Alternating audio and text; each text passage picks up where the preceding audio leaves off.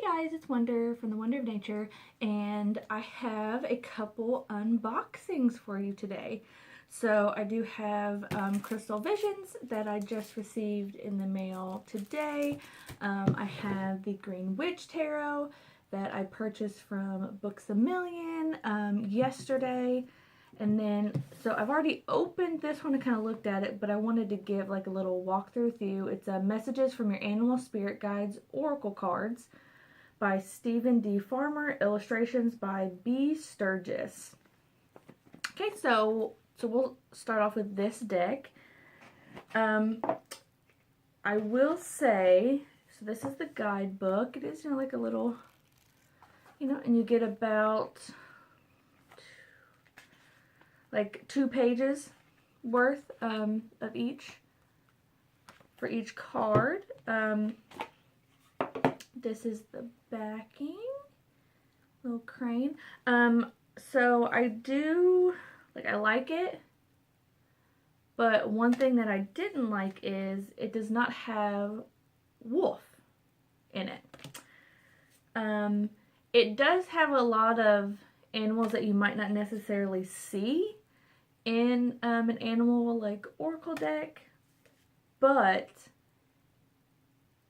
it doesn't have wolf, and it's, I don't know, I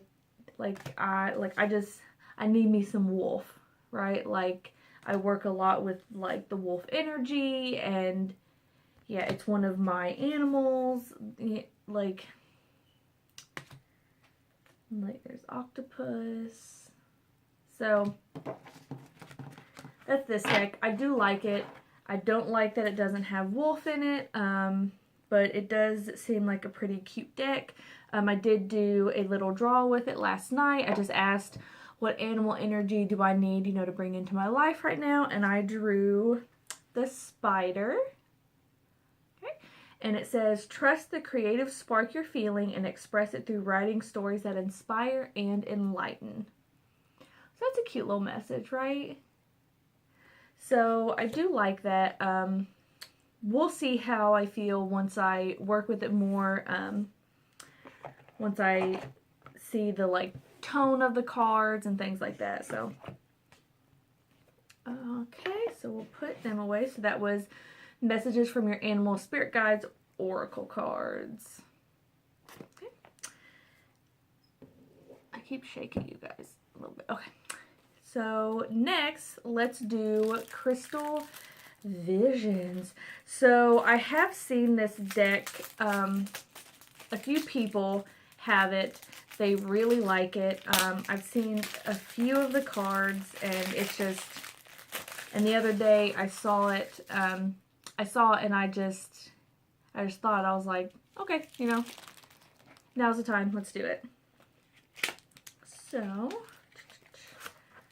okay, 2, it's wrapped twice now,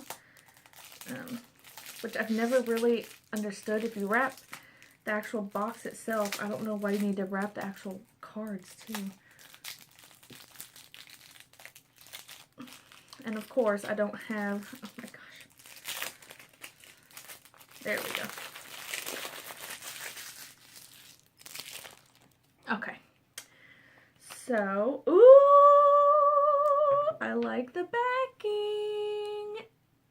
That is super pretty. Ooh, I like that. I'm a huge fan of purple. Ugh, okay. So it does come with a little white book. Excuse me. Okay, yeah, so this is cute. It tells about, the different suits. It does give an upright and a reversed meaning. Okay, all right. Oh, and this is by Jennifer Galasso, distributed by U.S. Game Systems, and it does have a little, artist card. Oh, it's an artist card with the backing, so you know where that's going to go. Recently did a video this week of a walkthrough of my room, and I showed you where I hang my extra cards that I get with like artist cards. This one's going on there. So we'll set that aside to put on there. Okay. Okay, let's see. Ooh. The Fool is so pretty. Look at that. So pretty. Okay, so I'm not going to show every card, but I'm just going to go through, look at them, and show you what cards stick out to me. Well, first off, I do notice butterflies are a big theme in this.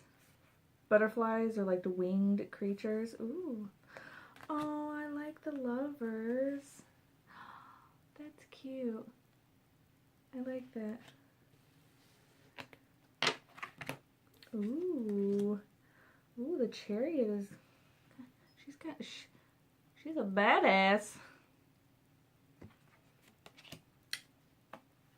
Okay. Ooh.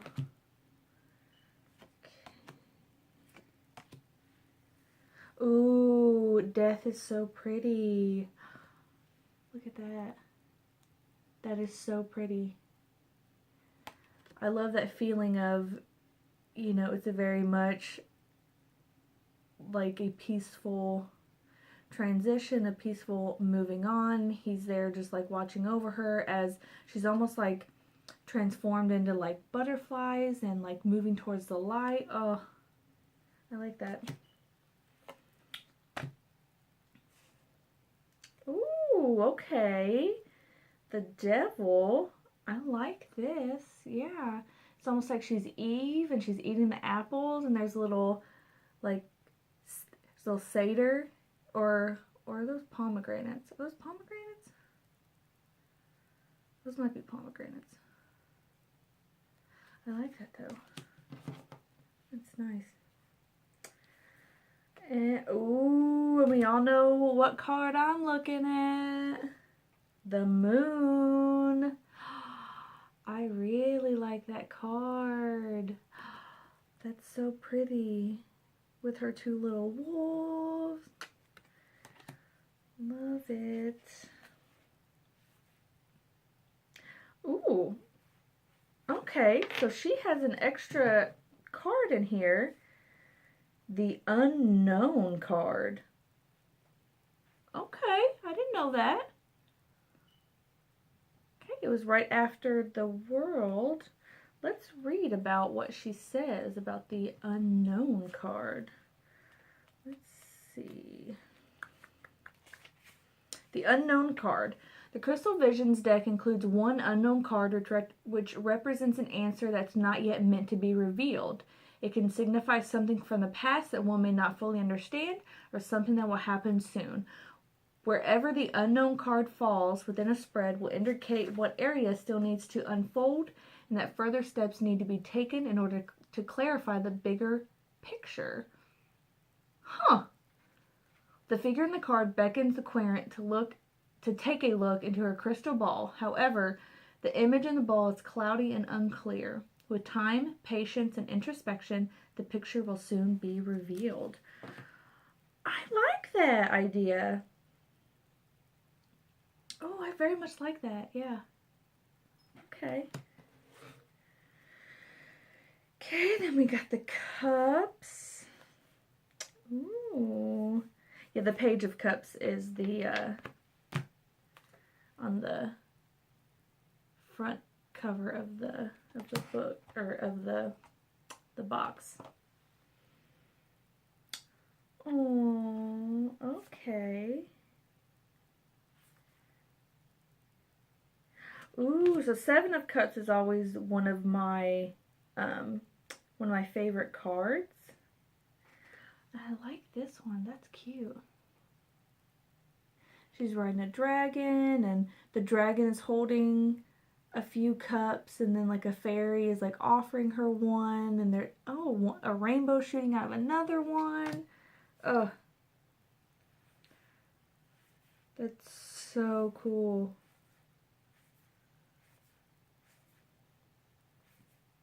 Okay.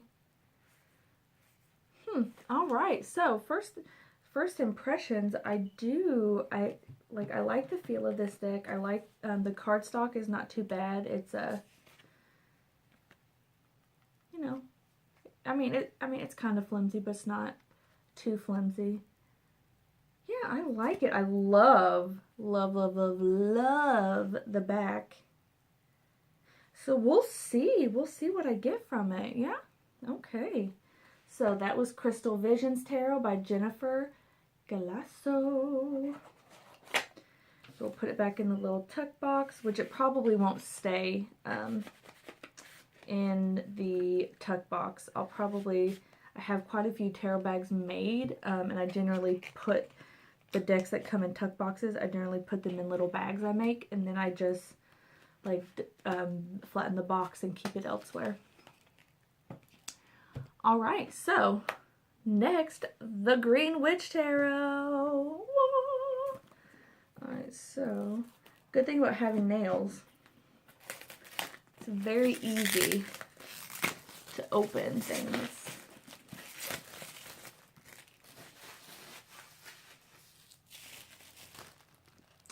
So it does have a little like magnetic clip. It is published by Llewellyn, which does concern me about cardstock, because I know with Llewellyn decks their cards can be a little on the thinner side. But we'll see. And it is by Anne Moira, art by Kiri Ostegard-Leonard. I'm probably butchering your name. I super apologize. But she is also the author of Grimoire for the Green Witch, which myself and the other ladies I practice with, we love that book. But okay, so open it up, and then you got that, and you got the little tarot companion book, which is pretty standard for Llewellyn, except it's not in color. It's gray. I know a few of their decks that they've published, it's been like all gloss pages and color images and things like that. Which I do appreciate, but I mean it's not a requirement.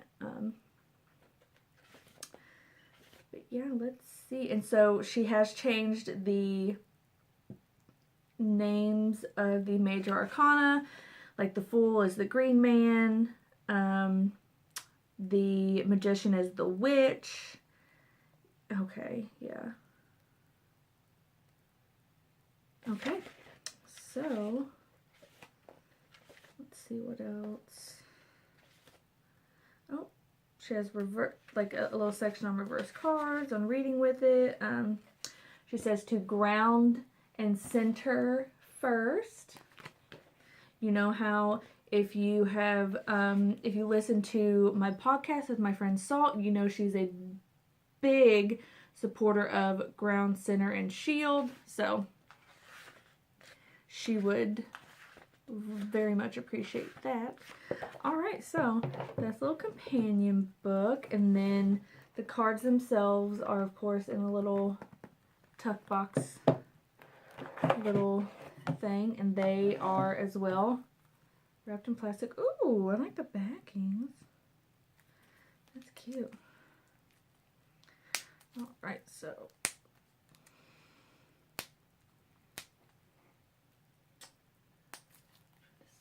see. Oh, I do have a little nail. Maybe we can get this started. Ah, there we go.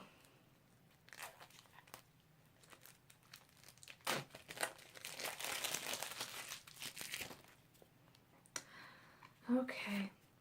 Okay, it's not as thin as some of the other Llewellyn decks. Okay, that's not bad. Okay, so this is the backing. Okay.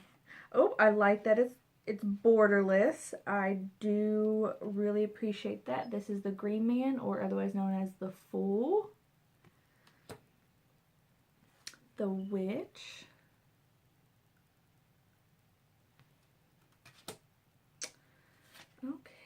Okay, so this is the Earth Mother, or otherwise the Empress. I have a problem with the Empress always being depicted as being fully pregnant. Like I get she's like the mother and she's this, you know, nurturing figure, but why does she always have to be pregnant? Like, the Horned God. Ooh, he's kind of attractive.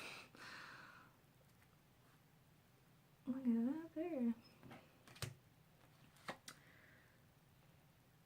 High Priest. Oh, the lovers are the Lady and the Lord. So this is a very pagan-y deck. It's a very earthy deck. Like if you do follow Wicca or things like that, and you do like your, you know, the Lord and the Lady and things like that. But this is a very good deck for that. Ooh, the Crone. Number 8. Ooh. King. Ooh, I do like the Standing Stone is number 11. So Justice, or so I think it, yeah, it's meant to be Justice, maybe. The Oak King is the Hanged Man. So you do still get that figure of him hanging upside down, you know, with his knee bent, but it is reimagined. He has horn, or like a crown with horns on it. Okay, then he's drawing the infinity symbol. Okay. I like it. Ooh, okay. We're to my favorite card, the Moon. Okay, I like it. She's at a little pond. The moon is reflected. The moon does have like a pretty happy face on it. Okay.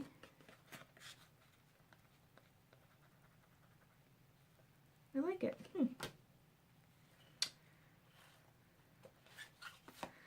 So I will have to get used to the changing of the names, like the world tree. So that's the world tree.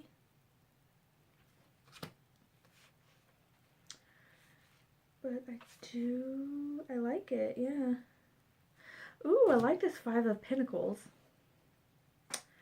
So you see her, it's winter, you see her sitting on a bench, but behind her are these figures surrounding a fire. They're warm, they're in comfort, you know. So the 5 of Pentacles, I always get the feeling of it's like they're letting themselves be stuck in the position that they're in, and if they would only either ask for help or, you know, just like look around them and try and like open their eyes and see something different, they would find the solution. And that's definitely what I get from this, is if she would just turn around and see all those figures huddled around the fire, she could ask for help, they might offer help. Yeah. Okay. I like that. I like that.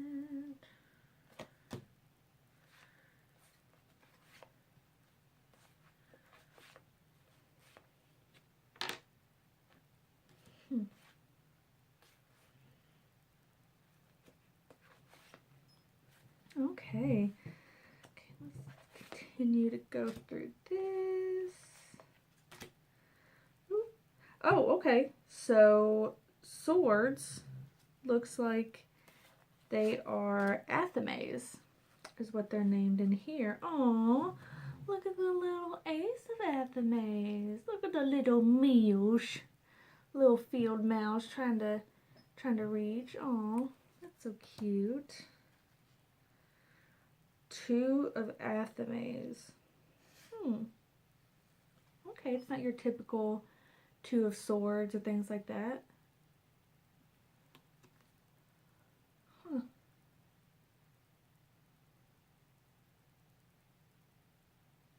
Huh, I like that. I have to look at it more though. Ooh, Three of Swords.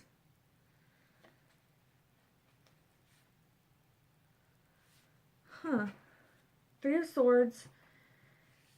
Huh, I like this.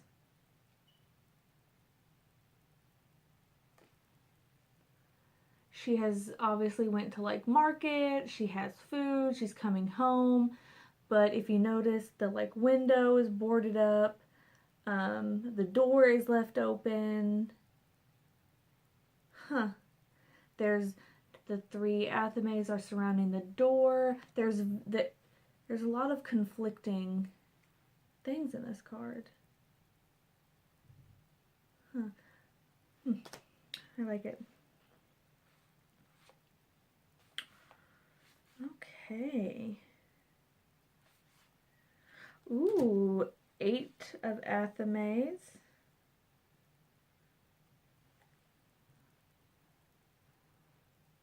I like that.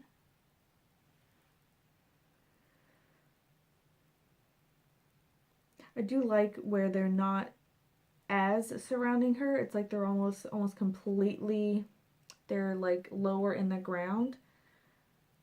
So it's almost like, yeah, she can find her way out and she can easily, but she's even more likely to stumble and fall and maybe trip over what is surrounding her. So she has to be even more cautious and careful as to what she does. I like that.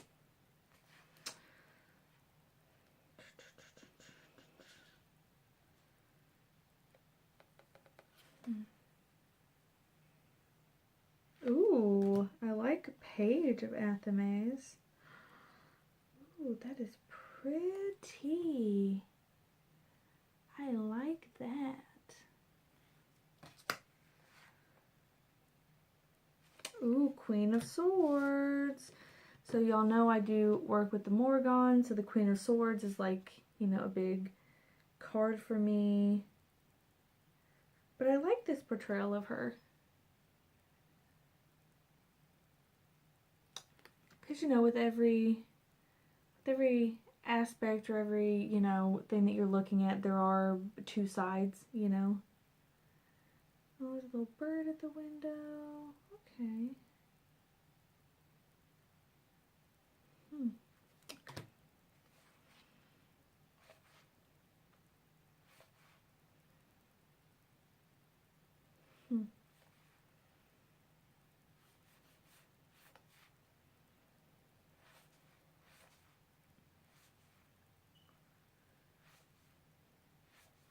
I love it. I really like this.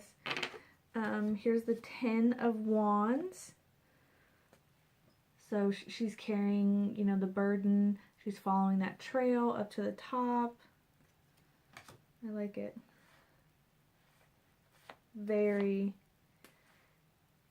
It's very different. There's a different feel to this deck than I'm used to, so that's going to be really interesting to work with. Okay, so alright, so that was the Green Witch Tarot by Anne Mora. I like it. I'm excited to work with it. Super excited. Okay, so I showed you all messages from your Animal Spirit Guides, Crystal Visions Tarot, and now the Green Witch Tarot. Yeah, let me know what you all think. Hopefully I'll be doing a lot more unboxings for you. I may even come back after I've worked with these for a little bit, tell you what I think, what my overall like review is of it. But yeah, much love, blessings, and growth, and I will see you next time. Bye!